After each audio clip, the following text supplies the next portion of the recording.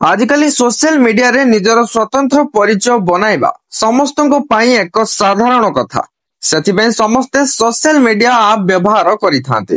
Instagram रे ଆମେ ଆମର ସାଙ୍ଗ ଏବଂ ପରିବାର ସହିତ ଅନେକ କଥା ସେୟାର କରିଥାଉ। ଅନେକ ସମୟରେ ଏହି ଆକାଉଣ୍ଟ ସବୁକୁ କିଛି ଖଳ ଲୋକ ହ୍ୟାକ୍ କରିଥାନ୍ତି ଆଉ ବ୍ୟକ୍ତିଗତ ତଥ୍ୟ ହାସଲ କରି ବିଭିନ୍ନ ପ୍ରକାରର ମନ୍ଦ କାର୍ଯ୍ୟ କରିଥାନ୍ତି। ଯଦି କେହି କାହାର ପ୍ରାଇଭେସି ବିଷୟରେ ଜାଣିବାକୁ ଚାହୁଁଛନ୍ତି ତେବେ ତାହା ଆଦୌ ଭଲ ଲାଗେ ନାହିଁ। ତେଣୁ ସମସ୍ତେ ଆକାଉଣ୍ଟ ହ୍ୟାକ୍ ହେବାରୁ ରୋକିବା ପାଇଁ କିଛି ସ୍ୱତନ୍ତ୍ର ସେଟିଂ କରିବା ଅତ୍ୟନ୍ତ ଜରୁରୀ। ଆପଣଙ୍କ ଇନଷ୍ଟାଗ୍ରାମ ଆକାଉଣ୍ଟକୁ ସୁରକ୍ଷିତ ରଖିବାର ସର୍ବୋତ୍ତମ ଉପାୟ ହେଉଛି ଟୁ ଫ୍ୟାକ୍ଟର ଅଥେଣ୍ଟିକେସନ ଅନ୍ କରିବା। ଏହା ଆପଣଙ୍କ ଆକାଉଣ୍ଟରେ ସୁରକ୍ଷାର ଆଉ ଏକ ସ୍ତର ଯୋଡ଼ିଥାଏ। ଯେତେବେଳେ ବି ଆପଣ କୌଣସି ନୂଆ ଫୋନ କିମ୍ବା କମ୍ପ୍ୟୁଟରରୁ ଲଗ୍ଇନ୍ କରିବେ ଆପଣଙ୍କ ମୋବାଇଲକୁ ଏକ କୋଡ ପଠାଯିବ। ତାହା ଆପଣଙ୍କୁ ପ୍ରବେଶ କରିବାକୁ ପଡ଼ିବ। ଏହାକୁ ଟର୍ନ ଅନ୍ କରିବା ପାଇଁ ଆପଣଙ୍କୁ ନିମ୍ନରେ ଦିଆଯାଇଥିବା କିଛି ଷ୍ଟେପ ଅନୁସରଣ କରିବାକୁ ପଡ଼ିବ।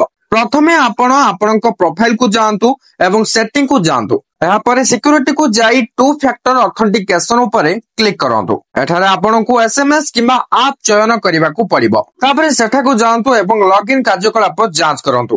ଆପଣଙ୍କ ଆକାଉଣ୍ଟ କେବେ ଓ କେଉଁ ଡିଭାଇସରୁ ଲଗ୍ଇନ୍ ହୋଇଛି ତାହା ଦେଖିବାକୁ ଆପଣ ଆପଣଙ୍କ ଲଗ୍ଇନ୍ କାର୍ଯ୍ୟକଳାପ ଯାଞ୍ଚ କରିପାରିବେ। ଏହା କରିବାକୁ ସେଟିଂରେ ସିକ୍ୟୁରିଟିକୁ ଯାଆନ୍ତୁ ଏବଂ ଲଗ୍ଇନ୍ କାର୍ଯ୍ୟକଳାପ ଉପରେ କ୍ଲିକ୍ କରନ୍ତୁ।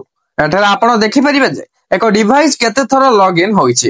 ଯଦି ଆପଣ ଏକ ଅଜଣା ଡିଭାଇସ ଦେଖନ୍ତି ତୁରନ୍ତ ଲଗ୍ ଆଉଟ୍ କରନ୍ତୁ। ସର୍ବଦା ଏକ ପାସୱାର୍ଡ ରଖନ୍ତୁ ଯାହା କେହି ସହଜରେ ଖୋଲି ପାରିବେ ନାହିଁ। ଏଥିରେ ଅକ୍ଷର, ସଂଖ୍ୟା ଏବଂ ସ୍ୱତନ୍ତ୍ର ଚିହ୍ନର ବି ରହିବା ଉଚିତ। ଅର୍ଥାତ୍ ପାସୱାର୍ଡ କ୍ରିଏଟ୍ କରିବା ଟାଇମରେ ଆପଣ capital letter, small letter, numbers and special କ୍ୟାରେକ୍ଟରକୁ ୟୁଜ କରି ଗୋଟେ ଷ୍ଟ୍ରଙ୍ଗ ପାସୱାର୍ଡ କ୍ରିଏଟ୍ କରନ୍ତୁ। ସମୟ ସମୟରେ ପାସୱାର୍ଡ ପରିବର୍ତ୍ତନ କରନ୍ତୁ ଏବଂ କାହା ସହିତ ସେୟାର କରନ୍ତୁ ନାହିଁ। ବର୍ତ୍ତମାନ ଏହି ଭିଡିଓଟିକୁ ସେୟାର କରି ସମସ୍ତଙ୍କ ପାଖରେ ଏହି ଭିଡିଓଟିକୁ ପହଞ୍ଚେଇ ଦିଅନ୍ତୁ। ଯେଉଁମାନେ ବି ଏ ବିଷୟରେ ଜାଣି ନଥିବେ ଏହି ଭିଡିଓଟି ଦେଖି ସାରିବା ପରେ ଜାଣିପାରିବେ ଏଣ୍ଡ ସେମାନଙ୍କର ମଧ୍ୟ ହେଲ୍ପ ହେଇଯିବ। ଭିଡିଓଟି ହେଲ୍ପଫୁଲ ହେଇଥିଲେ ଲାଇକ୍ କରିଦେବେ ଏଣ୍ଡ ଚ୍ୟାନେଲକୁ ସବସ୍କ୍ରାଇବ କରିବାକୁ ଭୁଲିବେନି। Thank you for watching.